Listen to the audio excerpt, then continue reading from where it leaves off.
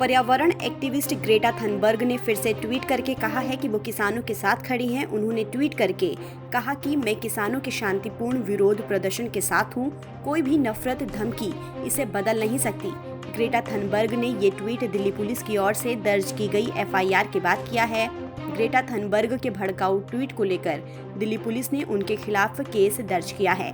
Greta Thunberg ने किसानों के समर्थन में किए गए अपने ट्वीट में भारत की सत्तारूढ़ पार्टी पर सवाल खड़े किए थे। दिल्ली का गाजीपुर बॉर्डर फिर सियासत के केंद्र में है। गुरुवार को विपक्षी नेताओं का एक दस्ता आज वहां पहुंचा। इसमें 8 राजनीतिक दलों के सांसद थे। सांसदों ने हालात का जायजा लिया, किसानों की मुश्किलें जानी।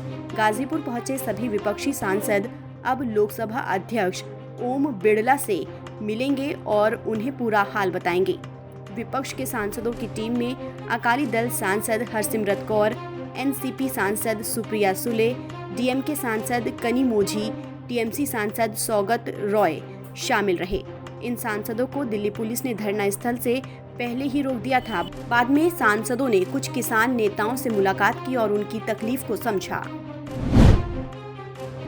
दिल्ली हाई कोर्ट ने गणतंत्र दिवस पर किसानों की ट्रैक्टर परेड के दौरान हुई हिंसा और सुरक्षा में कथित चूक की जांच की मांग करने वाली याचिका पर सुनवाई से गुरुवार को इनकार कर दिया।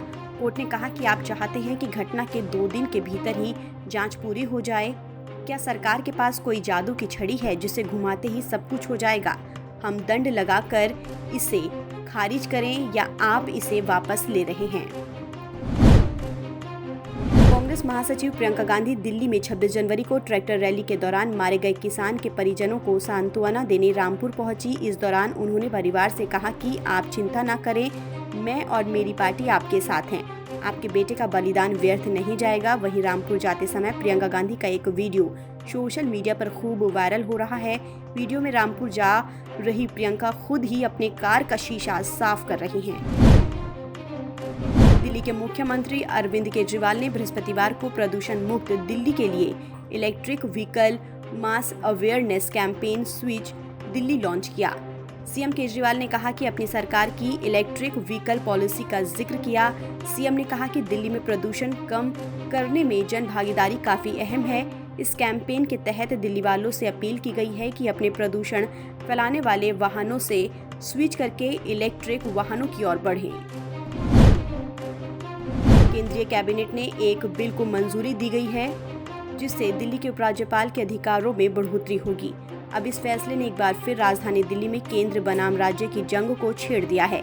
दिल्ली के उप मुख्यमंत्री मनीष सिसोदिया ने गुरुवार को प्रेस कॉन्फ्रेंस कर भारतीय जनता पार्टी पर आरोप लगाया और कहा कि बीजेपी पिछले दरवाजे से दिल्ली में शासन करना चाहती है।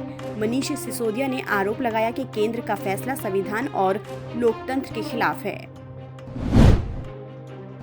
हर मुद्दे पर बेबाकी से अपनी राय रखने वाली बॉलीवुड अभिनेत्री कंगना रनौत के कुछ ट्वीट्स को ट्विटर ने अपने प्लेटफॉर्म से हटा दिया है।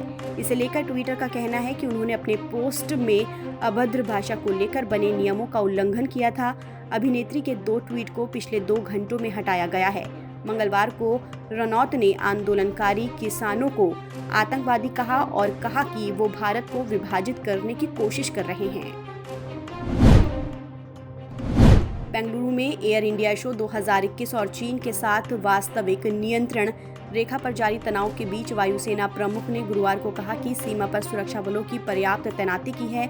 Air chief marshal RKS Bhadauria ने कहा कि राफेल विमानों के आने से चीनी खेमे में चिंता बढ़ गई है। वायुसेना चीफ मार्शल RKS भदौरिया ने कहा कि चीन ने पूर्वी लद्दाख के पास के क्षेत्रों में अपना J-20 लड़ाकू विमान तैनात किया था, लेकिन जब हमने इस क्षेत्र में राफेल तैनात किए तो वो पीछे चले गए।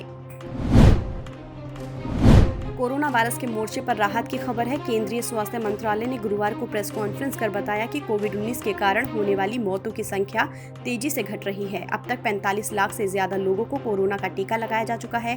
प्रेस कॉन्फ्रेंस के दौरान केंद्रीय स्वास्थ्य सचिव राजेश भूषण ने बताया कि देश के 47 जिले ऐसे हैं जहां पिछले 3 हफ्तों से कोई भी कोरोना का केस नहीं मिला है, जबकि 251 जिले ऐसे हैं जहां पिछले 3 हफ्तों से कोरोना के चलते किसी मरीज की मौत नहीं हुई है।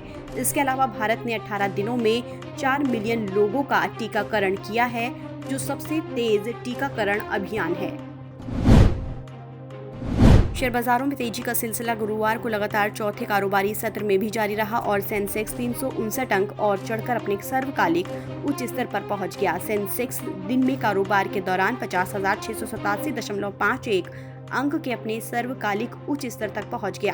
बाद में सेंसेक्स 259 अंक की बढ़त के साथ 50,614 अंक के अपने नए रिकॉर्ड पर बंद हुआ। इसी तरह निफ्टी 106 अंक की बढ़त के साथ 14,895 अंक पर बंद हुआ।